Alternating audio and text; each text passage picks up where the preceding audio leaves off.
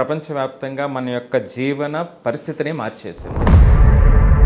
ఏ టైంకి ఎవరి work start అవుతుందో తెలియనటువంటి పరిస్థితి. హాస్టల్లో జాయిన్ చేస్తే వాటి వల్ల మనకి వచ్చే అడ్వాంటేజెస్ ఏంటి సార్, డిసడ్వాంటేజెస్? అక్కడ ఉన్నటువంటి ఆ స్కూల్స్ కానివ్వండి, కాలేజెస్లో కానివ్వండి, పిల్లలు నా మాట వినట్లేదు కాబట్టి హాస్టల్లో జాయిన్ చేస్తున్నాను అంటే మన పేరెంటింగ్ ఫెయిల్ అయ్యింది. సో మీ పిల్లలు టాప్ లెవెల్లో ఉండాలి అన్నట్లయితే ఇప్పుడు ప్రపంచం ఏం కావాలి అంటుందంటే ప్రాబ్లమ్స్. పిల్లలు వెనకబడితే అంటే రిజల్ట్ వచ్చినప్పుడు వెనకబడినారు అని అనిపిస్తే అదొక పెద్ద ఆపర్చునిటీ. అంటే ఎందుకు చదువుతున్నావు అంటే ఈ క్వశ్చన్ ఎగ్జామ్లో వస్తుంది కాబట్టి చదువుతున్నాను, ఇది ఇంపార్టెంట్ కాబట్టి చదువుతున్నాను అంటే వాళ్ళు ఖచ్చితంగా వాళ్ళు నేర్చుకోవాల్సింది నేర్చుకోవట్లేదని అర్థం. నేను చెయ్యాలి అంటే ముందు నా సామర్థ్యం పెరగాలి. Hi, welcome to Shiva studios. నేను మీ స్వాతిని. సో మన ముందు ఒక ముఖ్యమైన గెస్ట్ ఉన్నారండి. ఎవరా అని చూస్తున్నారా? మన సుబ్బారావు గారు. ఎవరో కాదండి, ఒక మంచి మెంటర్, 23 ఇయర్స్ ఎక్స్పీరియన్స్ ఉందండి, అండ్ ఒక మంచి ఆథర్ కూడా. ఇన్ కేస్ ఒకవేళ మీకు జీ అండ్ నీట్వి మీకు ఏమైనా బుక్స్ కావాలి అనుకుంటే మన ఆన్లైన్ ప్లాట్ఫామ్లో అవైలబుల్గా ఉన్నాయి, తీసుకోండి. నమస్తే సుబ్బారావు గారు. నమస్తే అండి. అప్పటి చదువుకి ఇప్పటికి చదువుకి డిఫరెన్స్ ఏమి ఉంది సార్? అంటే చాలా డిఫరెన్సెస్ అని మనం చూస్తున్నాం కదా. సో అప్పటి చదువుకి ఇప్పటికి చదువుకి ఏం డిఫరెన్స్ ఉంది? అప్పటి చదువు ఇప్పుడు చదువు అనేటప్పుడు చాలా ముఖ్యమైనటువంటి పాయింట్ అమ్మ స్వాతి.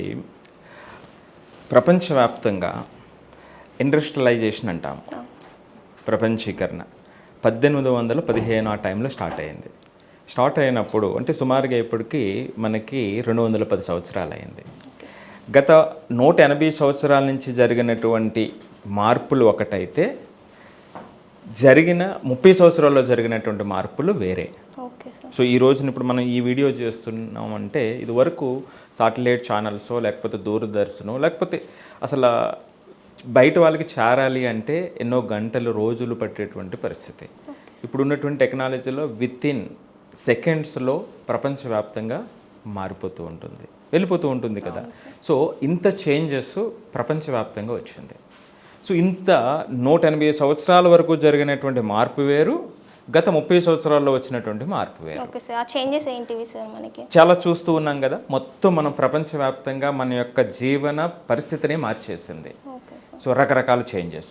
మరి అలా చేంజ్ వచ్చినప్పుడు చదువు విషయంలో ఇంకెంత వేగంగా ఆ మార్పు రావాలి. సో వచ్చిందా అంటే క్లాస్ రూమ్లో ఆ మార్పు రాలేదు. ఉదాహరణకి ఒక జాబ్ చేసుకునేటువంటి వ్యక్తి, ఇదివరకు ఒక జాబ్ చేసుకునేటువంటి వ్యక్తి అయితే అంటే చదువు అయిపోయిన వెంటనే ఒక జాబ్ వచ్చిందంటే నా జీవితం సెటిల్ అయిపోయింది, అందులో జాబ్లో జాయిన్ అయిన తర్వాత 30 ఇయర్స్ 40 ఇయర్స్ పాటు నేను హ్యాపీగా అందులో ఉండొచ్చు అనేటువంటి మొట్టమొదటి పాయింట్. అలాగే ఒక కంపెనీ ఒక ఆఫీసు స్టార్ట్ అయ్యే టైము ఎండ్ అనేటువంటి టైం కూడా ఫిక్స్డ్గా ఉండేది. అదే టైంలో వాళ్ళందరూ వచ్చేవారు, వాళ్ళందరూ వెళ్ళేటువంటి వాళ్ళు. ఇప్పుడు ఏ టైంకి ఏ ఆఫీస్ స్టార్ట్ అవుతుందో, ఏ టైంకి ఎవరి వర్క్ స్టార్ట్ అవుతుందో తెలియనటువంటి పరిస్థితి కదా. సో ఇది ఒక పరిస్థితి. రెండోది, ప్రపంచవ్యాప్తంగా మొత్తం వేగంగా మారిపోతూ ఉంది ప్రతిదీ కూడా. Everybody wants to get anything within seconds. ఇప్పుడు మనకు ఫుడ్ కావాలంటే సెకండ్స్లో రావాలి, బట్టలు కొనుక్కోవాలంటే సెకండ్స్లో బట్టలు కొనుక్కోవాలి. ఇలా వేగంగా మారిపోయింది. సో ఇలా మారినటువంటి ప్రపంచంలో ఇదివరకు ఉన్నటువంటి విధంగా చదువులు వెళ్తే ఆ పిల్లలు ఏమవుతారు అంటే ఒక ప్రశ్న వచ్చేటువంటి అవకాశం ఉంది. సో కాబట్టి ఇదివరకటి చదువులకి ఇప్పుడు చదువులకి చాలా చాలా మార్పులు రావాల్సినటువంటి అవసరం ఉంది. సో ఎట్లాంటి మార్పులు రావాలి అని అనుకునేటప్పుడు చాలామంది ఏమవుతుందంటే ఇప్పుడు ఏఐ వచ్చింది, లేదా డిఫరెంట్ టెక్నాలజీస్ వచ్చినాయి, ఈ జాబులు పోతాయి ఆ జాబులు పోతాయి అని అంటుంటారు. ఒక్కసారి నేను ఇందాక చెప్పినట్టుగా 210 సంవత్సరాల యొక్క ఆ జర్నీని మనం చూస్తే ప్రతి ఒక్కరికి కూడా జాబ్కి సంబంధించినటువంటి చేసే విధానం మారిపోయింది. ఇదివరకు ఎక్కువ ఫిజికల్ వర్క్ ఉండేది, ఇప్పుడు మనం చూస్తే ఫిజికల్ వర్క్ తగ్గిపోయింది, లేదా ఫిజికల్ వర్క్తో మాత్రమే పనులు అంటే అది సెకండరీ లెవెల్ అయిపోయింది. అంటే చాలామంది వ్యవసాయ కుటుంబం నుంచి వచ్చినటువంటి పిల్లలు కూడా చదువుకుని ఇంజనీరింగ్ చదువుకుని డాక్టర్ చదువుకుని ఇట్లా మారినటువంటి ప్రపంచంలో ఇప్పుడంతా కూడా ఏం డిమాండ్ చేస్తుంది సొసైటీ అంటే ఇంటలెక్చువల్ స్కిల్స్ని డిమాండ్ చేస్తుంది. అంటే ఆ ఇంటెలిజెన్స్ పెరగాలి. ఆ ఇంటెలిజెన్స్కి పెరగకుండా నీ దగ్గర ఎన్ని డిగ్రీలు ఉన్నా ఇప్పుడు ఉపయోగం లేనటువంటి పరిస్థితి. ఎందుకంటే మనం ప్రపంచంలో ఇప్పుడే మనం చూస్తే, బయటకు వెళ్ళి చూస్తే, ఏ చదువు లేకపోయినా స్కిల్స్ ఉంటే ఫేమస్ అయినటువంటి వాళ్ళు చాలామంది. ఇప్పుడున్న జనరేషన్లో ఏమేమి స్కిల్స్ మనం ఉండాలి సార్ వాళ్ళకి? ఇప్పుడున్న జనరేషన్లో స్కిల్స్ కావాలి అన్నట్లయితే మొట్టమొదటిగా మనకు కావాల్సినటువంటిది, ఫైనల్గా చదువు అయిపోయిన తర్వాత వచ్చేటప్పుడు కావాల్సినటువంటిది ప్రాబ్లమ్ సాల్వింగ్ స్కిల్స్ అండి. Okay sir. Problem solving skills. రెండోది ఎనలిటికల్ స్కిల్స్ అంటాం. సో వీటిని క్రిటికల్ స్కిల్స్ అని కూడా అంటాం. ఏంటి ప్రాబ్లమ్ సాల్వింగ్ స్కిల్స్? ఎందుకు ప్రాబ్లమ్ సాల్వింగ్ స్కిల్స్ కావాలి అని అన్నట్లయితే, ప్రపంచం అనేటువంటిది ఒక పరిమితమైనటువంటి ప్లేస్. ఈ పరిమితమైనటువంటి ప్లేస్లోనే రిసోర్సెస్ ఉన్నాయి. ఇప్పుడు మనం ప్రపంచవ్యాప్తంగా ఈ రిసోర్సెస్ ఒక స్థాయికి వచ్చేసినటువంటి పరిస్థితి. మరి ఏ పొలిటీషియన్ చూసినా, ఏ రీసెర్చ్ గైడ్ని చూసినా, ఏ ఇన్నోవేటర్ని చూసినా అందరూ ఈ మధ్య మాట్లాడేటువంటి పదము సస్టైనబిలిటీ. సస్టైనబిలిటీ అంటే ఉన్న వ్యవస్థని ఎంత ఎఫెక్టివ్గా మనం ఉపయోగించగలము. ఇప్పుడు ఎలక్ట్రిసిటీయే ఉంది. ఎలక్ట్రిసిటీ లేకపోతే అసలు ప్రపంచం అలా కొలాప్స్ అయిపోతుంది. మరి దీన్ని ఎట్లా తీసుకోవాలి? ఎలక్ట్రిసిటీని హైడ్రో పవరా, థర్మల్ పవరా, సో ఇలా డిఫరెంట్ సోర్సెస్తో మనం ఎలక్ట్రిసిటీని తీసుకుంటాం. ఇది మన ప్రపంచాన్ని నడిపించేటువంటి ఆయువు. ఇప్పుడు దీంట్లో 20 to 24% వేస్టేజ్ ఉంటుంది ఒక చోట జనరేట్ అయిన తర్వాత ఇంకో చోటకి వెళ్ళేటప్పటికి. మరి ఈ క్రమంలో సస్టైనబిలిటీ అంటే ఈ 24% వేస్టేజ్ని మనం ఎలా తగ్గించాలి, ఎలా తగ్గించుకోవాలి? అట్లాగే ఫుడ్ ఉంది. సో ఫుడ్ అనేటువంటిది ఇదివరకు కల్టివేషన్ చేసిన దానికి ఇప్పుడు కల్టివేషన్ చేసేదానికి చాలా పెరిగింది. అయినప్పటికీ జనాభా కూడా అదే స్థాయిలో పెరిగిపోయారు. ఎప్పుడైతే జనాభా కూడా అదే స్థాయిలో పెరిగిపోయారో వీళ్ళంతటి యొక్క అవసరాలను మీట్ చేయాలి అంటే దీన్ని ఎఫెక్టివ్ యూసేజ్లోకి తీసుకురావాలి. చూసావు కదా, అంటే సస్టైనబిలిటీ. ఈ సస్టైనబిలిటీ అంటే హయ్యర్ లెవెల్లో, ఇప్పుడు ఎవరైనా ఏదైనా చదువుకుంటే ఏదో జాబ్ చేయాలంటే ఏదో పని దొరుకుతుంది. నేను మాట్లాడుతున్నది అది కాదు. సో మీ పిల్లలు టాప్ లెవెల్లో ఉండాలి అన్నట్లయితే ఇప్పుడు ప్రపంచం ఏం కావాలి అంటుందంటే ప్రాబ్లమ్ సాల్వింగ్ స్కిల్స్ ఉన్నాయి ఆ పిల్లల దగ్గర. ప్రాబ్లమ్ సాల్వ్ చేయడానికి ఉన్నటువంటి సొల్యూషన్స్లో ఏ సొల్యూషన్ ఎఫెక్టివ్గా ఉంటుంది అంటే దాన్ని అనలిటికల్ స్కిల్స్ అంటాం. అంటే విశ్లేషణ సామర్థ్యం. ఆ సమస్యని అర్థం చేసుకుని విశ్లేషించి దానికి ఏదైతే రైట్ సూటబుల్ సొల్యూషన్ అవుతుంది అని చెప్పడం అనేటువంటిది అనలిటికల్ స్కిల్స్. ఈ స్కిల్స్ని కలిపి క్రిటికల్ స్కిల్స్ అంటాం.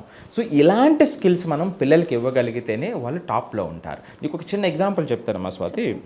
ఇప్పుడు వెబ్ డిజైనింగ్ ఉంది. ఒక వెబ్ పేజ్ని డిజైన్ చేయడానికి 10,000 రూపాయలకి వెబ్ పేజ్ డిజైన్ చేసే వాళ్ళు ఉంటారు. కొన్ని కంపెనీస్ 2 lakhs కూడా తీసుకుంటాయి మన వెబ్సైట్ డిజైన్ చేయడం కోసం. మరి ఎందుకు డిఫరెన్స్? Skills difference.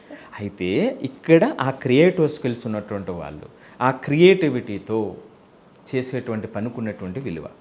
సో అంటే ఎందుకు వెబ్ డిజైన్ అంటున్నానంటే సాఫ్ట్వేర్లో ఆ వెబ్ డిజైన్ అనేటువంటిది ఒక చిన్న జాబ్ అది, కానీ దానికి కూడా అంత డిమాండ్ ఉంది. ఎందుకంటే అదే first face of any company. ఇప్పుడు ఈ స్టూడియోసే మనం ఫస్ట్ ఎవరైనా ఈ స్టూడియోస్ గురించి మాట్లాడితే వెంటనే వెళ్ళి వెబ్సైట్ చూస్తారు, అసలు వీళ్ళ సంగతి ఏమిటి అనేటువంటిది. సో అది ఫస్ట్ ఫేస్. అది 10,000కి తీసుకుంటారా లేకపోతే 2 lakhs తీసుకుంటారా, దేని మీద డిపెండ్ అయ్యింది? అది పని వెబ్ డిజైనింగే, కానీ ఆ క్రియేటివిటీ మీద ఉంది. This is what today's world wants. So అందుకని ఇదివరకు ఉన్నటువంటి చదువులకి ఇప్పుడున్నటువంటి చదువులకి తేడాన్ని గమనిస్తే చదువుల్లో పెద్ద మార్పు రాలేదు, కానీ బయట ప్రపంచం కోరుకునేటువంటి వాటిల్లో చాలా చాలా మార్పు వచ్చింది. ఆ మార్పుని అర్థం చేసుకోకపోతే ఇటు స్కూల్స్ కానీ పేరెంట్స్ కానీ టీచర్స్ కానీ ఆ పిల్లలు ఒక క్వశ్చన్ మార్క్, అంటే వాళ్ళకు ఉన్నటువంటి శక్తి మేరకు రేపొద్దుట రాణించలేనటువంటి పరిస్థితి అవుతుంది. సో కాబట్టి ఇప్పుడు నువ్వు అడిగినట్టుగా స్కిల్స్ అనేటువంటిది చాలా చాలా ఇంపార్టెంట్.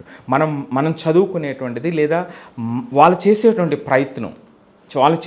ప్రయత్నం స్కిల్స్ నైపుణ్యత దిశగా తీసుకువెళ్తుంటేనే అది సార్థకత వస్తుంది. నువ్వు గమనించలేదో ఇటు తెలంగాణ అటు ఆంధ్ర గవర్నమెంట్లు ఈ మధ్యన స్కిల్ ఇంప్రూవ్మెంట్ కోసం ఒక యూనివర్సిటీలను పెట్టి సో స్కిల్ గ్యాప్ని ఎలా తగ్గించాలనేటువంటిది thousands of crores స్పెండ్ చేస్తుంది. That is the power of skills in today's world అనమాట. ఓకే సార్, ఇప్పుడు చూస్తున్నట్టయితే మనకి టెక్నాలజీ కూడా చాలా పెరిగిపోయింది సార్ అసలు ఘోరంగా.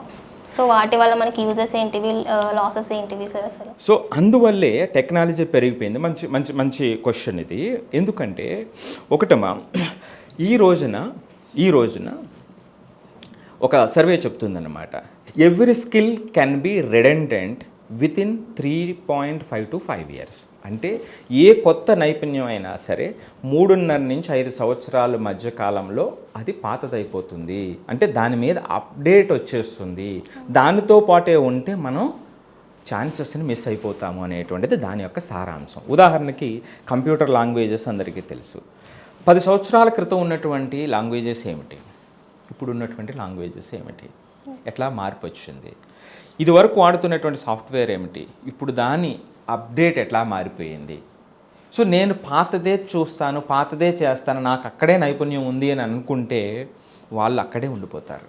సో అందువల్ల ఏంటంటే నేను ఇందాక చెప్పాను, ప్రపంచం అతి వేగంగా కదులుతుంది.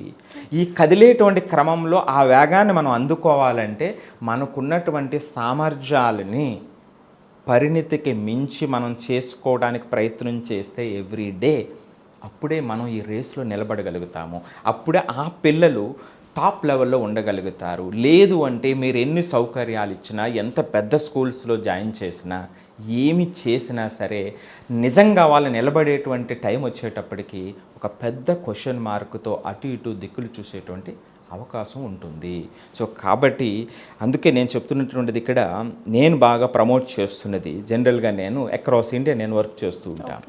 ఇన్నో మెంటర్షిప్ అని ఒక సెషన్ అనమాట, ఒక రెవల్యూషనరీ సెషన్. ఏమిటంటే పిల్లల్లో ఆ ఇన్నోవేటిజం పెంపొందించాలి.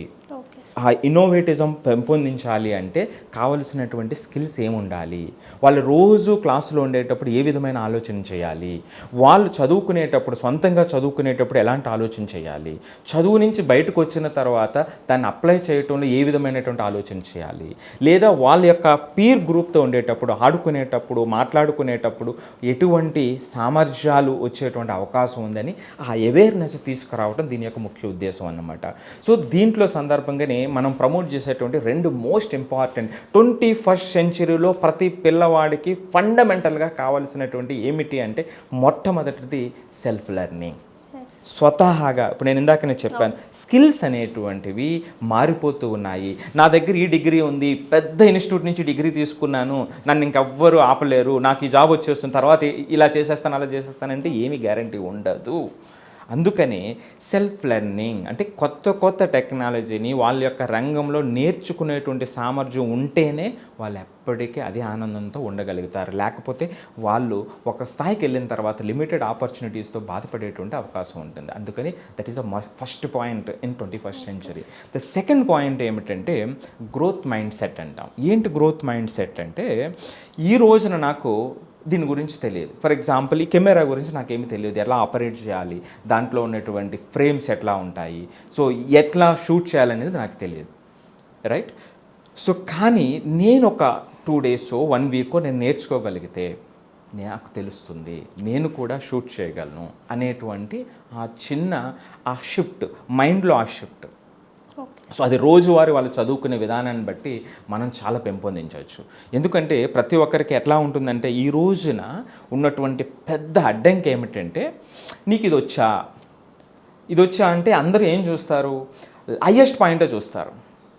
నీకు కొంత వచ్చు అనేటువంటి దాన్ని యాక్సెప్ట్ చేసేటువంటి సొసైటీలో లేదు. నీకు ఎన్ని మార్క్స్ వచ్చు అంటే 70 మార్క్స్ వచ్చి, అవునా నీకు 70 మార్క్స్ వస్తాయి అంటారు కదా, 99 వచ్చినాయి, 99 వచ్చినాయా అంటారు. అలా మారిపోయింది కదా. సో కాబట్టి ఇక్కడ ఈ గ్రోత్ మైండ్ సెట్ లేకపోతే ఏమిటంటే ఈ ప్రపంచం ఏం చేస్తుంది అంటే నీకేమీ రాదు అని ముద్ర వేస్తుంది.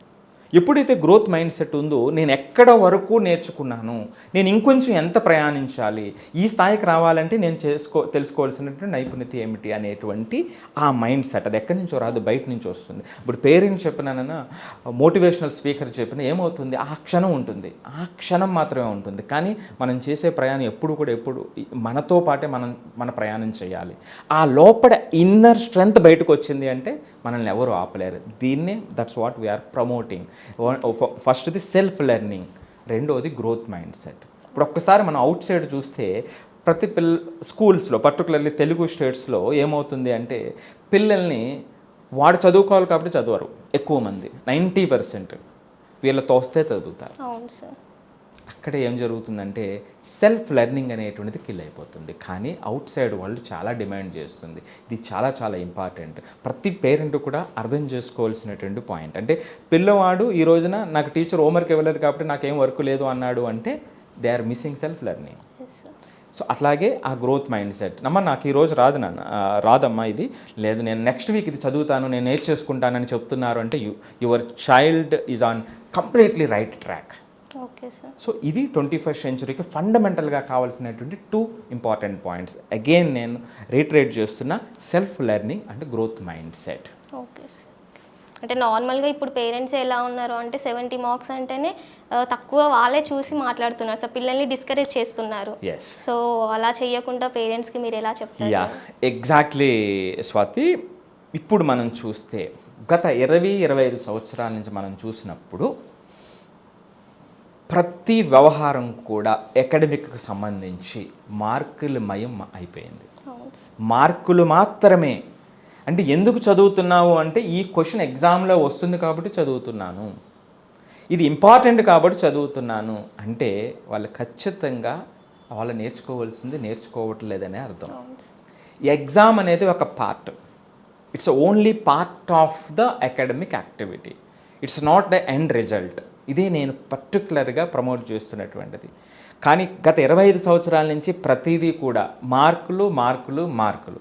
1వ తరగతిలో 2 మార్కులు తగ్గితేనే అల్లాడిపోయేటువంటి పేరెంట్స్ ఉన్నారు. మరి వాళ్ళ 10th అయిన తర్వాత ఏంటి అంటే అదే పిల్లలు ఆ పేరెంట్స్ని కనుక్కుంటే తెలుస్తుంది, వాళ్ళని ఇంటర్వ్యూ చేయాలి మనం.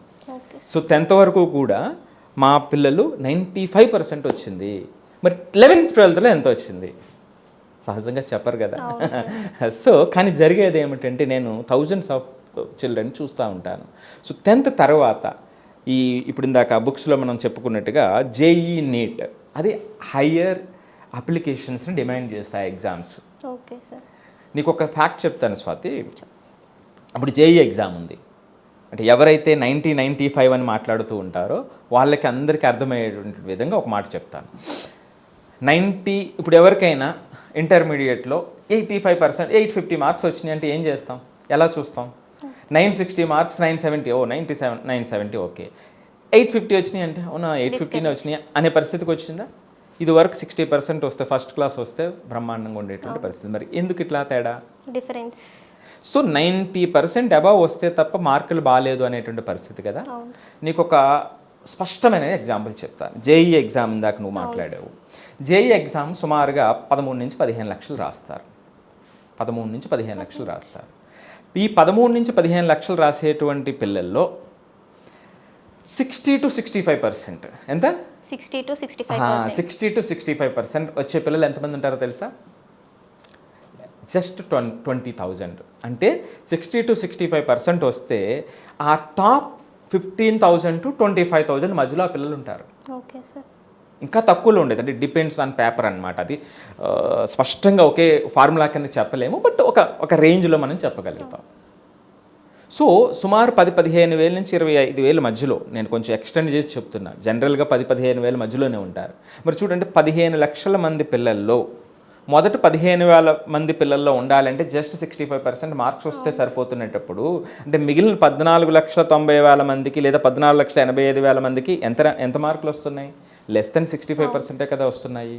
మరి ఇక్కడ 96%, 97% వచ్చినటువంటి థౌజండ్స్ ఆఫ్ చిల్డ్రన్ ఏమైపోయారు?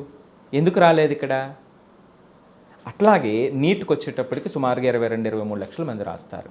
అందులో 75% వస్తే టాప్ 1%లో ఉంటారు. అంటే మొదటి 20-25 వేల మందిలో ఉంటారు.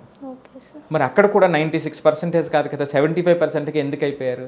చూసేవారు అర్థమైంది ఇక్కడ. అంటే ఈ స్టాటిస్టిక్స్ ఏం చెబుతున్నాయి అంటే ఈ పిల్లలు ఈ బోర్డ్ ఎగ్జామ్స్లో 90% రావటం ఒకటే అయితే అప్లికేషన్స్లో ఎందుకు వెనకపడిపోతున్నాము అంటే అలాగని అందరికీ దీంట్లో 95% రావటం ఆ ఏజ్లో సాధ్యమని నేను చెప్పట్లా, రైట్? కానీ ఆ యొక్క తీవ్రతను బట్టి మార్క్స్ ఉంటాయి.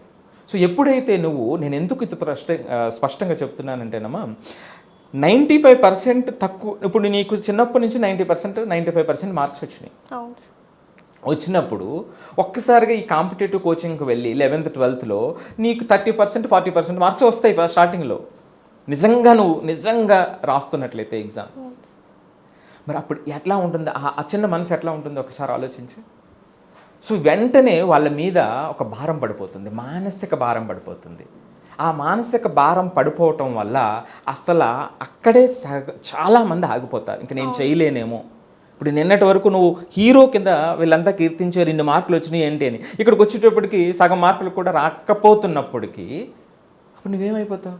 కానీ ఇక్కడ అర్థం చేసుకోవాల్సింది ఏమిటంటే, నువ్వు నిన్నటి వరకు ప్రయాణించిన గేమ్ వేరు, ఇప్పుడు ప్రయాణిస్తున్నటువంటి గేమ్ వేరు. నేను జనరల్గా చెప్తూ ఉంటాను, ఇప్పుడు నువ్వు రన్నింగ్ ఫ్లాట్ రోడ్ మీద మనం చేసాం, ఇట్లాగా ఈ మెయిన్ రోడ్డు మీద మనం చేసాం. ఇప్పుడు ఇంత నువ్వు ఇక్కడ ఎక్స్పర్ట్, మంచి టైమింగ్ ఏదో ఉంది ఇక్కడ. ఇప్పుడు నువ్వు వెళ్తున్నటువంటి రేస్ ఏమవుతుందంటే అప్ ఉంది, డౌన్ ఉంది, మరలా అప్ ఉంది, డౌన్ ఉంది. ఏమవుతుంది? నిన్నటి వరకు చేసిన సామర్థ్యం వేరు, నిన్నటి వరకు చేసిన ప్రాక్టీస్ వేరు, ఇప్పుడు చేయాల్సినటువంటి ప్రాక్టీస్ వేరు. నిన్నటి వరకు ఉన్నటువంటి ప్రాక్టీస్తో అంచనా వేసి నువ్వు సూటబుల్ కాదు, నీకు ఎబిలిటీ లేదు అని అనుకుంటే ఏమవుతుంది? కాదు కదా. సో నువ్వు అదే ఇందాక చెప్పినటువంటి గ్రోత్ మైండ్ సెట్.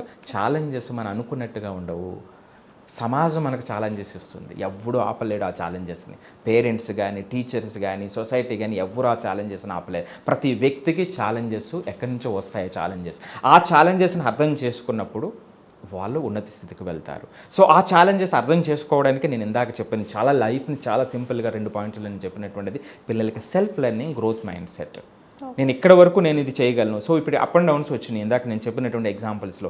ఎస్, నేను చెయ్యాలి అంటే ముందు నా సామర్థ్యం పెరగాలి, నా ఎండ్యూరెన్స్ పెరగాలి, నా లెగ్స్ స్ట్రెంగ్త్ పెరగాలి. సో దీనికి ఇంకొంచెం ఎక్కువ ప్రాక్టీస్ చేయాలి అని ఇంకొక 10 రోజులు ప్రాక్టీస్ చేసి వస్తే ఇక్కడ కూడా వాళ్ళు విజయం సాధిస్తారు. సో ఆ డిఫరెన్స్ మనం చెప్పకపోవటం వల్ల, ఓన్లీ నువ్వు అడిగిన క్వశ్చన్లో ఓన్లీ మార్క్స్ మాత్రమే మనం మాట్లాడటం వల్ల ఇట్లాంటి ప్రమాదాలు ఉన్నాయి. సో ఈ మార్కులు అనేటువంటిది 25% అని నేను చెప్తాను జీవితంలో. సో మార్కులతో పాటు ఇంకొక 75% ఎడ్యుకేషన్ నేర్పేటువంటిది ఉంది. అది అందరూ అర్థం చేసుకోవాల్సింది, అటు పేరెంట్స్, స్టూడెంట్స్, టీచర్స్ అర్థం చేసుకోవాల్సినటువంటి. This is what we're promoting. Okay sir, okay. And మనకి నెక్స్ట్ మేలో అలా మనకి జీ కానివ్వండి, నీట్ కానీ ఎగ్జామ్స్ ఉన్నాయి కదా సార్. సో వాటికి ఎలా ప్రిపేర్ అవుతే బాగుంటుంది?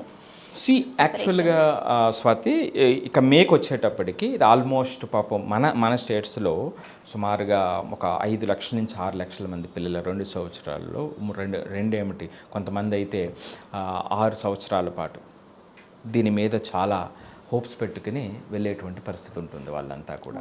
సో ఇక్కడ ఈ చివరి ఎగ్జామ్కి వచ్చేసినప్పుడు ఇప్పుడు ఈ ఏడాది జేఈ లేదా నీట్ రాసేటువంటి పిల్లలు, జేఈ అడ్వాన్స్డ్ కానీ నీట్ కానీ రాసేటువంటి పిల్లలు ప్రశాంతంగా ఫస్ట్ ఏమిటంటే వాళ్ళ మానసికంగా దృఢంగా ఉండేటట్టు చేసుకోగలిగితే, నేను చదువు గురించి నేను అది చెప్పను, జస్ట్ ఈ మిగిలిన రోజులు చక్కగా మీ డేని కరెక్ట్గా డిఫైన్ చేసుకుంటే ఒక 30 to 40 minutes ఫిజికల్ యాక్టివిటీ, మంచి నిద్ర, మంచి ఫుడ్, ఈ 3 చేసుకుంటే వాళ్ళు ఇప్పటి వరకు ఎంత కష్టపడ్డారో ఆ కష్టానికి తగ్గ ఫలితం ఇక్కడ దొరుకుతుంది. అంటే ఎందుకంటే స్వాతి, ఇక్కడ చాలా ఆందోళన కలుగుతుంది. మనం ఎంత చెప్పినా చిన్న ప్రయాణం కాదది.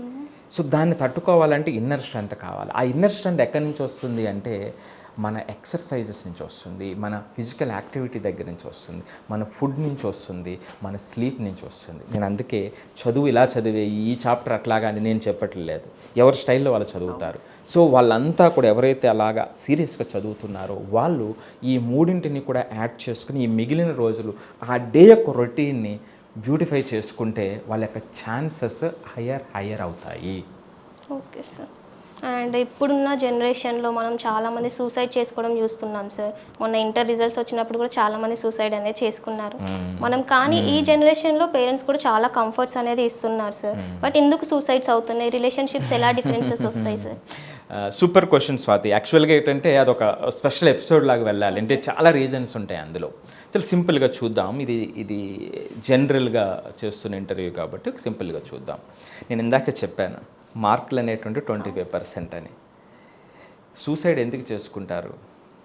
సూసైడ్ చేసుకోవడానికి వెళ్ళి లాస్ట్ మినిట్లో వెనక్కి తిరిగి అద్భుతమైనటువంటి సామ్రాజ్యాన్ని సృష్టించినటువంటి వాళ్ళు, అద్భుతమైనటువంటి ప్రయాణాలను జీవితంలో పొందినటువంటి వాళ్ళు చాలామంది ఉన్నారు. సో అది ఒక మానసికంగా వచ్చేటువంటి ఒక లోపం. అది రకరకాల రీజన్స్ వల్ల అవుతుంది. బాధాకరమైనటువంటి విషయం ఏమిటంటే మనం రిజల్ట్ వచ్చిన వెంటనే తెలుగు స్టేట్స్లో అది 10th కానివ్వండి, ఇంటర్మీడియట్ కానివ్వండి, 11th కానివ్వండి, 12th కానివ్వండి, రిజల్ట్ వచ్చిన వెంటనే అట్లీస్ట్ ఫ్యూ సూసైడ్ కేసెస్ మనం చూసేటువంటి పరిస్థితి. ఇది ఆగాలి. సో ఎందుకంటే స్వాతి, ఏ పిల్లవాళ్ళు ఏ సామర్థ్యం ఉందో మనం చెప్పలేం. ఆ చిన్న వయసులో కోల్పోయిన ప్రతి ప్రతి ప్రాణం కూడా ఏదో ప్రపంచానికి ఇవ్వాల్సింది మిస్ చేసిందని నేను భావిస్తూ ఉంటాను. సో అయ్యో మనం కాపాడలేకపోయామని అని బాధ అనిపిస్తూ ఉంటుంది. సో ఇది ఎందుకు వస్తుంది అన్నప్పుడు ఒక స్పష్టమైన కారణం ఏమిటి అంటే, చదువు విషయంలో మానసికంగా మొట్టమొదటగా నేను చెప్పేటువంటిది ఏమిటంటే ఎమోషనల్ ఇంటెలిజెన్స్ ఇస్తుంది. మొట్టమొదటగా చదువు అనేటువంటిది ఎమోషనల్ ఇంటెలిజెన్స్ ఇవ్వాలి. ఆ ఎమోషనల్ ఇంటెలిజెన్స్ ఎట్లా వస్తుంది అంటే, క్లాస్ రూమ్లో లెర్నింగ్, పర్టికులర్లీ సోషల్ స్టడీస్ కానివ్వండి, తెలుగు చాప్టర్స్ కానివ్వండి, లేదా పీర్ గ్రూప్తో ఇంటరాక్షన్స్ కానివ్వండి, అప్ అండ్ డౌన్స్ ఉంటాయి. అందరూ మనకు నచ్చినట్టు ఉండరు కదమ్మా స్వాతి. సో కాబట్టి ఒక్కొక్కసారి గొడవలు జరుగుతుంటాయి, రకరకాలు జరుగుతూ ఉంటాయి. సో బయట ఉన్నటువంటి ప్రపంచాన్ని అర్థం చేసుకోవటం కానీ, సో ఇంటరాక్షన్స్తో కానివ్వండి, ఇది ఆ ఎమోషనల్ యొక్క బ్యాలెన్స్ని ఇస్తుంది. ఆ ఎమోషనల్ ఇంటెలిజెన్స్ అంటాం దాన్ని. ఇది మొట్టమొదటి పాయింట్ యాక్చువల్గా. సో రెండవది ఫిజికల్ ఇంటెలిజెన్స్. సో అంటే ఫిజికల్ ఇంటెలిజెన్స్ అంటే ఆ పిల్లలు వాళ్ళ యొక్క డైలీని నేను ఇందాక చెప్పినట్టు డిసిప్లిన్డ్గా ఫిజికల్ యాక్టివిటీ వైపు మరల్చడం, అంటే ఆటలు ఆడుకోవడం. ఆ వయసులో ఏదో బయటకు వెళ్ళి రన్నింగ్లు అది చేయవలసిన అవసరం లేదు. సో కొంత టైము వాళ్ళు ఆడుకోవటం కానీ, పిల్లలతో ఆడుకోవటం, వాళ్ళు ఆడుకోవడం, ఏదో ఒక గేమ్ మీద ఒక యాక్టివిటీ, ఒక ఫిజికల్ యాక్టివిటీ అనేటువంటిది చాలా చాలా ఇంపార్టెంట్. ఆ తర్వాత అకాడమిక్ యాక్టివిటీ వస్తుంది. సో మనం ఏం చేస్తాం, ఈ రెండింటిని కంప్లీట్గా దూరం చేసేస్తాం. నీకు అన్నీ ఇస్తున్నా చదువు అది అట్లా రాదు.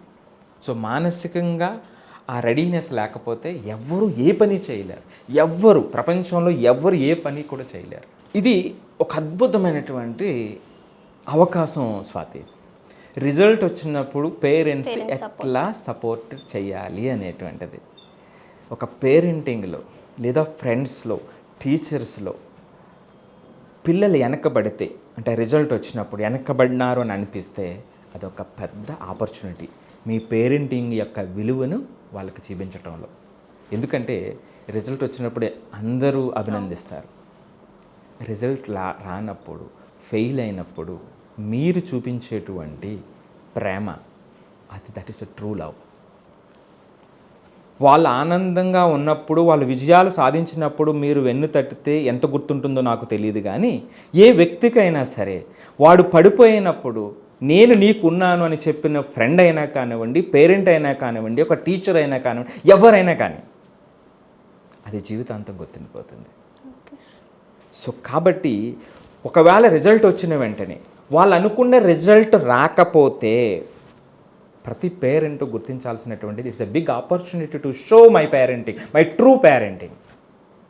ఆ విధమైన మైండ్ సెట్ ఉంటే అది అద్భుతంగా ఉంటుంది. ఆ పిల్లలు ఖచ్చితంగా ఈ రోజున వెనకబడి ఉండొచ్చు, రేపొద్దుటి రోజునే అసలు వెనకబడేటువంటి పరిస్థితి ఉండదు. కానీ కొంతమంది పేరెంట్స్ తెలియక ఎంతో కష్టపడి ఆ చదువే ప్రాణం అని ఎంతో కష్టపడి చేసినటువంటి ప్రయాణం, ఆ చదువులో మాత్రమే, అంటే నేను పడినటువంటి కష్టం నా పిల్లలు పడకూడదు అనేటువంటి తపనతో రాత్రులు పగలు కష్టపడి చేసినటువంటి ప్రయాణంలో పిల్లలు ఆ స్థాయికి రాకపోతే కొంతమంది ఎమోషనల్గా అది బ్యాలెన్స్ చేసుకోలేనటువంటి పరిస్థితి పేరెంట్స్లో కూడా. సో అటువంటి సందర్భంలో కానివ్వండి, లేదా ఈ పిల్లలు మానసికంగా రెడీ అవ్వనటువంటి పరిస్థితుల్లో చాలా సెన్సిటివ్గా ఉంటారు.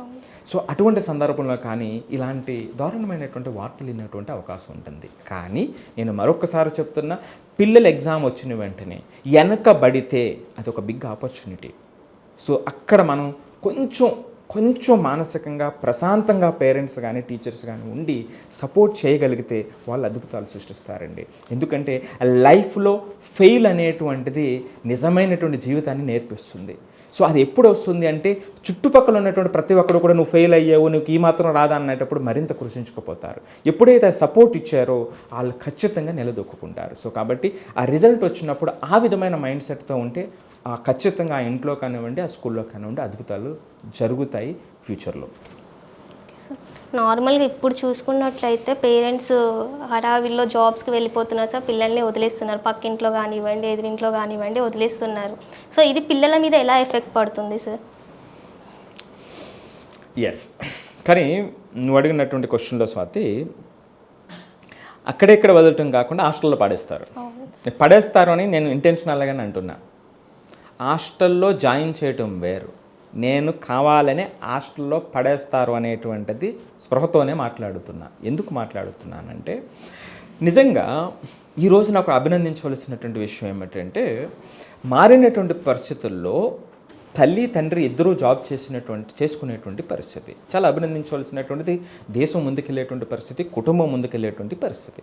నాకు పర్టికులర్గా నాకు చాలా ఇన్స్పిరేషన్ ఇచ్చేటువంటిది ఉదయాన్నే నేను డిఫరెంట్ సిటీస్లో వర్క్ చేసినప్పుడు ఉదయాన్నే 5:36కి కొంతమంది లేడీస్ జాబులకు వెళ్తూ ఉంటారు. అంటే ఒక్కసారి ఆలోచిస్తే మా స్వాతి, తెల్లవారుజామున 4 గంటలకి ఆ తల్లి తెల్లవారుజామున 4 గంటలకో 4:30కి లెగిసి అవన్నీ ప్రిపేర్ చేస్తే తప్ప, ఎంత పని మనసు ఉన్నా సరే ఇవన్నీ ప్రిపేర్ చేస్తే తప్ప వాళ్ళు చివరికి వెళ్ళలేనటువంటి, అంటే ఆ టైంకి జాబ్కి వెళ్ళలేనటువంటి పరిస్థితి. మళ్ళీ జాబ్కి వెళ్ళిన తర్వాత అక్కడ ఉన్నటువంటి టెన్షన్స్ మామూలే, మళ్ళీ ఇంటికి వచ్చిన తర్వాత పరిస్థితులు మామూలే. సో ఎంత ఇన్స్పిరేషన్ ఉంటుంది, ఎంత ఓర్పుతో వాళ్ళు చేస్తూ ఉంటారు, రైట్? సో ఇది మారినటువంటి పరిస్థితుల్లో ప్రపంచం మన దేశాన్ని ముందుకు తీసుకెళ్తున్నటువంటి ఒక స్టెప్ అది. కానీ ఇక్కడ ఏంటంటే కొంతమంది ఇంటెన్షనల్గా, నేను హాస్టల్లో పడేయటం అనేటువంటిది నేను ఎందుకు అన్నానంటే ఇందాక, కొంతమంది ఏం చేస్తారు అంటే పిల్లల్ని హాస్టల్లో వేస్తారు, హాస్టల్లో జాయిన్ చేస్తారు. ఎందుకు జాయిన్ చేస్తారు? అక్కడ కొన్ని స్కిల్స్ పెరగటం కోసం జాయిన్ చేయాలి. ఎప్పుడైతే నేను ఇక్కడ పిల్లలు నా మాట వినట్లేదు కాబట్టి హాస్టల్లో జాయిన్ చేస్తున్నాను అంటే బాధతో చెప్తున్నా, పేరెంట్గా మన పేరెంటింగ్ ఫెయిల్ అయ్యింది. బాధతో చెప్తున్నా మన పేరెంటింగ్ ఫెయిల్ అయ్యింది. ఎందుకంటే ఇది చాలా అవసరమైనటువంటి పాయింట్. మన పిల్లలు వాళ్ళు, పేరెంట్స్ మన పిల్లలు వాళ్ళు మన మాట వినకపోతే ఎవరు మాట వింటారు? మనం శ్రద్ధగా చెప్పకపోతే ఎవరు శ్రద్ధగా చెప్తారు? ఈ ప్రపంచంలో ఎవరికి కావాలి అని ఒక్కసారి ఆలోచన మొదలు పెడితే ఖచ్చితంగా వాళ్ళు జాబ్ చేస్తున్నా సరే వాళ్ళతో చక్కగా ఆడుకునేటువంటిది, వాళ్ళతో గడిపేటువంటి క్షణాలు ఖచ్చితంగా ఉంటాయి. ఈ ఒక్క ఆలోచన, నేను ఇప్పుడు చెప్పినటువంటి విధంగా ఆలోచన మార్పు వస్తే వాళ్ళే చెప్తారు, చాలామంది పేరెంట్స్ చెప్తారు, వాళ్ళు మన పిల్లలు, మనం శ్రద్ధ తీసుకోకపోతే ఎవరు తీసుకుంటారు? ఎవరికి కావాలి ఈ ప్రపంచంలో? వాళ్ళు మన మాట వినకపోతే ఎవరి మాట వింటారు? ఒకవేళ మనం చెప్పేటువంటి విధానంలో ఏమైనా మార్పు ఉందా? మనం మార్చుకోవాల్సినటువంటి అవసరం ఉందా? లేదా మనం చెప్పే విధానంలో పేషెన్స్లో ఏమైనా లోపం ఉందా? లేదా నిజంగానే పిల్లల్లో ఒక లోపం ఏమన్నా ఉందా? అంటే లోపం అంటే విననటువంటి పరిస్థితుల్లో ఉన్నారా? వేరే పరిస్థితులు ఏమైనా ప్రభావితం చేస్తున్నాయా అనేటువంటిది ఒక అంచనా వేసగలిగితే ఖచ్చితంగా వాళ్ళు కూడా మంచి సమయం పిల్లలతో చేసేటువంటి అవకాశం ఉంటుంది. హాస్టల్లో జాయిన్ చేయవలసినటువంటి అవసరమే రాదు. ఒకవేళ తప్పనిసరి పరిస్థితుల్లో హాస్టల్లో జాయిన్ చేయాల్సి వచ్చినా అందులో పెద్దగా ఇబ్బంది ఉండదు. హాస్టల్లో జాయిన్ చేస్తే వాటి వల్ల మనకి వచ్చే అడ్వాంటేజెస్ ఏంటి సార్, డిసడ్వాంటేజెస్? సో హాస్టల్లో జాయిన్ చేయటం వల్ల అడ్వాంటేజెస్ అంటేనండి హాస్టల్ పరిస్థితిని డిసైడ్ చేస్తాయి. ఎందుకు హాస్టల్లో అడ్వాంటేజెస్ వస్తాయి అంటే ఖచ్చితంగా అక్కడ ఉన్నటువంటి ఆ స్కూల్స్ కానివ్వండి, కాలేజెస్లో కానివ్వండి, రిసోర్సెస్ ఎఫెక్టివ్గా యూసేజ్ అవుతుంది. ఒకటి. రెండవది, ఆ పిల్లలకు ఒక ఇండిపెండెన్స్ పెరుగుతుంది. సో వాళ్ళ జీవితం వాళ్ళు స్టార్ట్ చేసేటువంటి పరిస్థితి, ఎందుకంటే వాళ్ళ పనులు వాళ్ళే చేసుకోవాలి, ఇక్కడ డిపెండెన్సీ ఎక్కువ ఉంటుంది. మూడవది, రెస్పాన్సిబిలిటీ పెరుగుతుంది హాస్టల్లో జాయిన్ అవ్వటం వల్ల. నాలుగవది ఏమవుతుంది అంటే ఎవరైతే అక్కడ హాస్టల్ వాతావరణం ఉందో, పిల్లలు ఉంటారో, ఒక అడ్జస్ట్మెంట్ ఉంటుంది. మన దగ్గర కంఫర్ట్ ఉంటుంది, ఇంట్లో కంఫర్ట్ ఉంటుంది. అక్కడ నువ్వు అనుకున్నట్టు కంఫర్ట్ హాస్టల్లో ఎంత పే చేసినా ఉండదు. అడ్జస్ట్మెంట్ పెరుగుతుంది. ఆ అడ్జస్ట్మెంటు పెరిగినప్పుడు, ఆ అలవాటు పడినప్పుడు అడాప్టబిలిటీ పెరుగుతుంది, రైట్? సో దీనితో పాటుగా అక్కడ ఒక మంచి యాక్టివిటీస్ కూడా ఉంటే, ఫిజికల్ యాక్టివిటీసు, మంచి డిసిప్లిన్డ్గా ఒక డైలీ రెగ్యులర్గా ఒక టైం టేబుల్ ఉన్నప్పుడు వీళ్ళకి ఒక మరింత డే వైజ్ డిసిప్లిన్ కూడా అలవాటు పడటానికి అవకాశం ఉంటుంది. నేను చదువు గురించి మాట్లాడలేదు స్వాతి, ముందుగా ఇవన్నీ మనకి అలవాటు పడాలి. సో ఇలాంటి వాతావరణం హాస్టల్లో ఉంటే నీకు ప్రయోజనాలు వస్తాయి. నువ్వు అలా కాకుండా ఒక అపార్ట్మెంట్లో ఒక రూమ్లో 10 మందిని పెడితే ఏమొస్తుంది? Just they need to question themselves while they are taking this decision. ఇంకా అలాంటి హాస్టల్లో వేస్తే ఇది వస్తుంది అనేది వస్తాయి అని అనుకోవటం మన మూర్ఖత్వం అవుతుంది. కానీ హాస్టల్లో ఉంటే, మంచి హాస్టల్లో ఉంటే, అలాంటి హాస్టల్స్ ఉంటే రావాల్సినటువంటి ప్రయోజనాలు ఇవి నేను ఇందాక చెప్పినట్టుగా వాడి అకాడమిక్ కెరియర్కి వాడు దృష్టి పెట్టడానికి మూలాలు అవుతాయి. Okay sir. సో ఒకవేళ మనం ఒక అపార్ట్మెంట్లో 10 మంది ఉండే చోట జాయిన్ చేయటం వల్ల కొన్ని దారుణమైనటువంటి విషయాలు నీకు తెలుసా స్వాతి, అమ్మాయిలను తెల్లవారుజామున 3:30 లేదా 2:30కి లెగిసి వాష్రూమ్కి వెళ్ళాల్సినటువంటి పరిస్థితి హాస్టల్స్లో ఉన్నాయి. ఇటు హైదరాబాద్లో కానీ అటు విజయవాడలో కానీ. దాన్ని ఎవరు అడ్రస్ చేయలేనటువంటి పరిస్థితి, పేరెంట్స్కి ఏమాత్రం తెలియనటువంటి పరిస్థితి, పేరెంట్స్ ఏమైనా మాట్లాడితే ఆ పిల్లలకి ఏమవుతుందో అనేటువంటి పరిస్థితి, లేదా అక్కడ చదవకపోతే మా పిల్లల భవిష్యత్తు ఏమైపోతుందో అనేటువంటి ఒక ఇల్యూజన్లో, ఒక భ్రమలో గడపటం వల్ల ఆ పిల్లలు ఆ తెల్లవారుజామున వాష్రూమ్కి వెళ్ళవలసినటువంటి పరిస్థితులు, అంటే వీళ్ళు లక్షలు కట్టినా సదుపాయాలు ఇవ్వలేనటువంటి పరిస్థితి, వీళ్ళు అడగలేనటువంటి పరిస్థితి. అలాంటి వాటి గురించి ఎంత తక్కువ మాట్లాడుకుంటే అంత మంచిది. సో దానికి దుష్ప్రయోజనాలు అంటే, సో అక్కడ అలాంటి వ్యవస్థ లేనప్పుడు పూర్తిగా ఆ పిల్లలు నిన్నటి వరకు చేసిన ప్రయాణం మళ్ళీ వెనక్కి వెళ్ళిపోతుంది. సో కాబట్టి నేను చెప్తున్నది ఏమిటంటే, ఈ హాస్టల్ విషయంలో ఒక్కసారి మీరు ఆలోచించండి. నేను ఇందాక చెప్పినట్టుగా అట్లాంటి ప్రయోజనాలు లేనటువంటి హాస్టల్ని మీరు అవాయిడ్ చేయండి, బ్యాన్ చేయండి. సో లేదు, మీరు వాళ్ళు కలిసి అలాంటి సౌకర్యాలను చేస్తే ఆ పిల్లలు రేపొద్దుట వికసిత భారత్కు ఉపయోగపడేటువంటి పిల్లలు వాళ్ళంతా కూడా. సో అలాంటి వ్యవస్థ ఉండాలి. సో అలా కాకపోతే హాస్టల్లో జాయిన్ చేస్తే మీరు ఏం జరుగుతుందో మీకు కనిపించదు, అంతే, తర్వాత తెలుస్తుంది. Okay sir. అంటే నార్మల్గా ఇప్పుడు పేరెంట్స్ ఒకవేళ పిల్లల్ని హాస్టల్లో వేయాలి అంటే ఎలాంటి గైడ్ లైన్స్ అనేది తీసుకోవాలి సార్?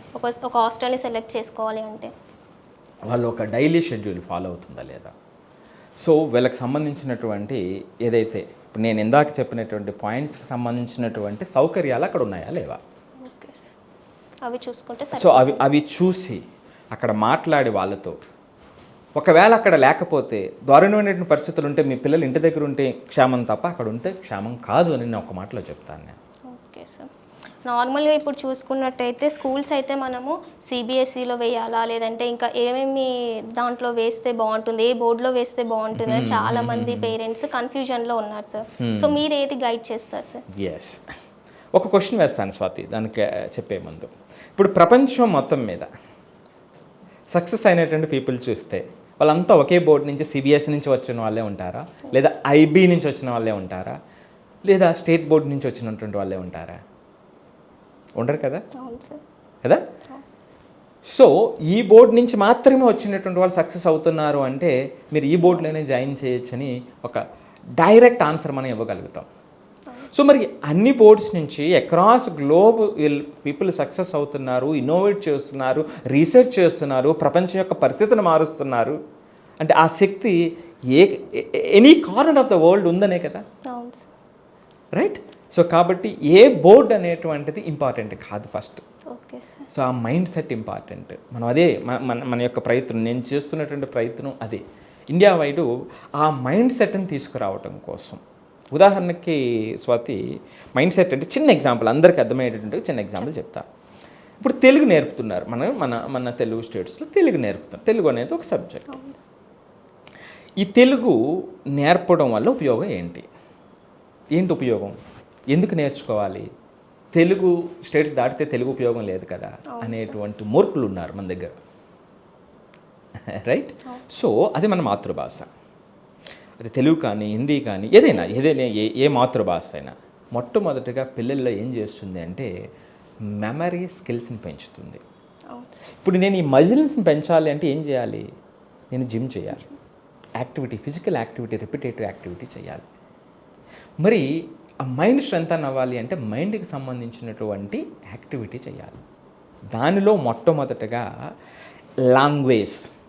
లాంగ్వేజ్ అనేది మెమరీని స్ట్రెంథన్ చేస్తుంది. ఎలా స్ట్రెంథన్ చేస్తుంది? అందుకే చాలామంది సర్వేలు చెప్తారు, చిన్నప్పుడు అంటే 3 నుంచి లేదా 5 సంవత్సరాల లోపు ఉన్నటువంటి పిల్లల్లో 3 లేదా మోర్ దెన్ 3 లాంగ్వేజెస్ నేర్చుకునేటువంటి పిల్లల్లో మెమరీ స్కిల్స్ పెరుగుతాయనేటువంటిది రీసెర్చ్ చెబుతున్నాయి. Okay sir. ఎందుకంటే ఎలా స్ట్రెంథన్ అవుతుంది, let me explain. Okay sir. అప్పుడు మన దగ్గర డిఫరెంట్ వర్డ్స్ ఉంటాయి, 54 వర్డ్స్ ఉంటే ఈ చిన్న పిల్లలు ఆ వర్డ్స్ని గుర్తించాలి. 2 నెలల ముందు ఏమేమో తెలియదు, 2-3 నెలల తర్వాత అన్ని వర్డ్స్ రాస్తే ఎంత అద్భుతంగా ఉంటుంది. నేను ఇందాక చెప్పింది అదే నా స్వాతి, గ్రోత్ మైండ్ సెట్. ఆ ప్రతి యాక్టివిటీలో అది కనబడుతుంది. After lot of research I'm telling just 2 points, self learning and the growth mind set. అవుతుంది కదా, 3 నెలల తర్వాత అన్ని అక్షరాలను గుర్తిస్తారు కదా, అక్కడతో అయిపోలేదు. అన్ని అక్షరాలు వచ్చిన తర్వాత ప్రతి దానికి గుణింతం. సో ప్రతి గుణింతంలో 14 డిఫరెంట్ వెరైటీస్.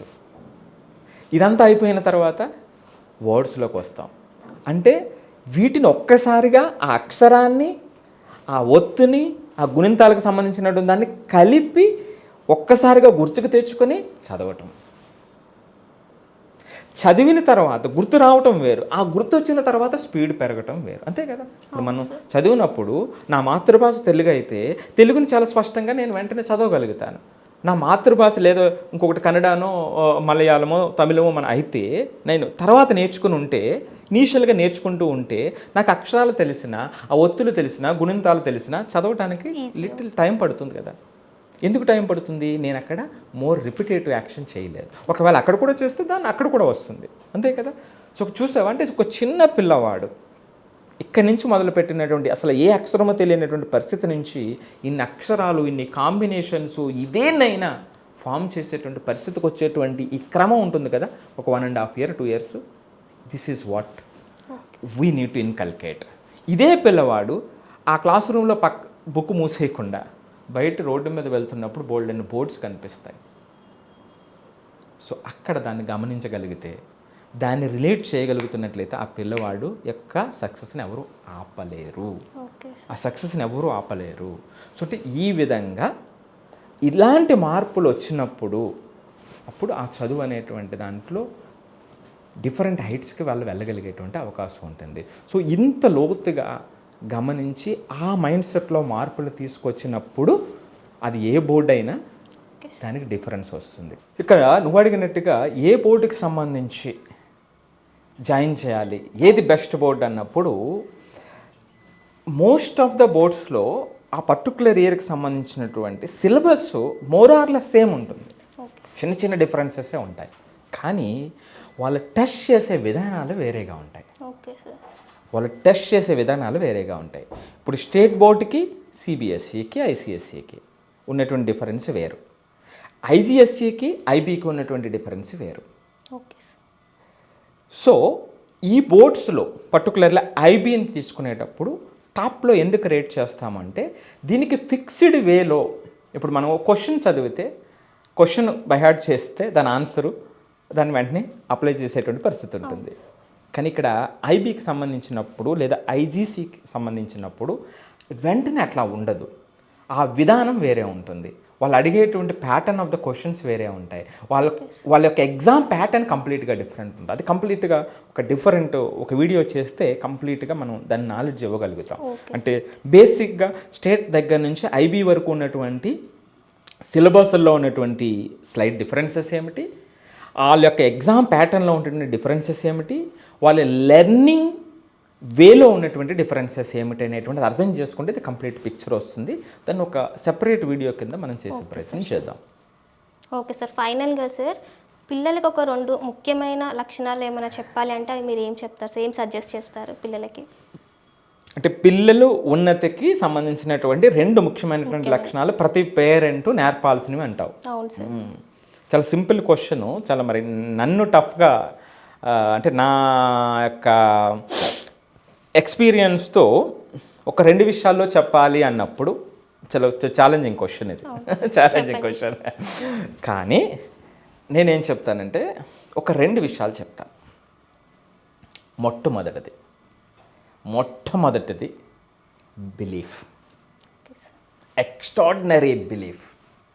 మన పిల్లలకి ఆ చేసే పని మీద ఆ బిలీఫ్ని మనం ఇస్తున్నామా? This is the point number 1. Second one, relentless effort. So ఆ ప్రయత్నాన్ని వాళ్ళ దగ్గర ఉంది, అంటే ఆ ప్రయత్నం చేసేటువంటి తత్వాన్ని మనం ఇస్తున్నామా, ఆ అలవాటుని మనం ఇస్తున్నామా? మరి ఇంకా నువ్వు లోతుగా 2 ఏది ఇంపార్టెంట్ అని అడిగితే, సో బిలీఫ్ ఇంపార్టెంటా ఫస్ట్, ఎఫర్ట్ ఇంపార్టెంటా అంటే ఈ రెండూ కూడా అంటే ఈ రెండు అర్థం చేసుకుంటే జీవితానికి సంబంధించినటువంటి ఉన్నతుల్లో ఒక మొట్టమొదటి అడుగు వేసినట్టే. ఎందుకంటే నాన్న బిలీఫ్ ఎఫర్ట్ ఏది ముందు మనం చెప్పలేం. Okay sir. ఎందుకంటే ఒక్కసారి ఫస్ట్ ఒక చిన్న బిలీఫ్తో మనం మొదలు పెడితే ఎఫర్ట్ పెడతాం. అవును సార్. ఆ ఎఫర్ట్ పెట్టినప్పుడు ఫలితాలు వస్తూ ఉంటే మరలా బిలీఫ్ పెరుగుతుంది. బిలీఫ్ పెరిగితే ఎఫర్ట్ పెరుగుతుంది. ఎఫర్ట్ పెరిగితే బిలీఫ్ పెరుగుతుంది. ఇది ఒక ఇన్ఫినైట్ సైకిల్. Okay sir. ఎక్కడైనా చూడు, ఎవరు సక్సెస్ అయినా సరే, రాజకీయ నాయకుల దగ్గర నుంచి, సినిమా యాక్టర్స్ దగ్గర నుంచి, ఒక బిజినెస్ టైకూన్ దగ్గర నుంచి, లేదా మన ఫ్రెండ్స్ దగ్గర నుంచి, ఎవరిలో అయినా నువ్వు ఒక్కసారి ఇక్కడి నుంచి చూడటం మొదలు పెడితే ఈ రెండు ఉంటాయి. Okay sir. వాళ్ళు నేను సాధిస్తాను, ప్రపంచం ఎవ్వరికీ తెలియదు దీంట్లో ఇంత లోతైనటువంటి అర్థం ఉంది అనేటువంటిది, లేదా అంత ఫలితం ఉంది అనేటువంటిది, కానీ వాళ్ళు నమ్ముతారు. ఆ నమ్మినటువంటి ప్రయాణమే వాళ్ళని ఆ ఉన్నతమైనటువంటి శిఖరానికి తీసుకువెళ్తుంది. ఆ నమ్మకంలో నుంచి ప్రయత్నం వస్తుంది, ప్రయత్నం నుంచి నమ్మకం, నమ్మకం నుంచి ప్రయత్నం. అందుకే నేను ఇన్ఫినైట్ సైకిల్ అంటున్నా. సో కాబట్టి ఈ అద్భుతమైనటువంటి రెండు లక్షణాలు పిల్లలకి నేర్పగలిగితే the things will be different, life will be different. So happiest life వాళ్ళ దగ్గర ఉంటుంది. ఎందుకంటే ఏదైనా సమస్య వచ్చినా వాళ్ళు నమ్ముతారు దాన్ని సాధించగలను అని. నేను ఫైనల్గా 4 పదాలు చెప్పాను ఈ వీడియోలో.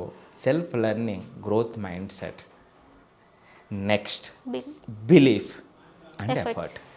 జస్ట్ సో వీటిని అర్థం చేసుకోగలిగితే 21st సెంచరీలో మీరు ఏమి ఆస్తులు ఇచ్చినా ఇవ్వకపోయినా సరే వాళ్ళకి లైఫ్ అనేటువంటిది గ్యారంటీ అవుతుంది అనేటువంటిది నేను స్పష్టంగా చెప్పగలుగుతాను. Thank you sir. చాలా ఇన్ఫర్మేషన్ అనేది మాకు ఈరోజు ఇచ్చారు. So thank you so much sir. Thank you అమ్మా.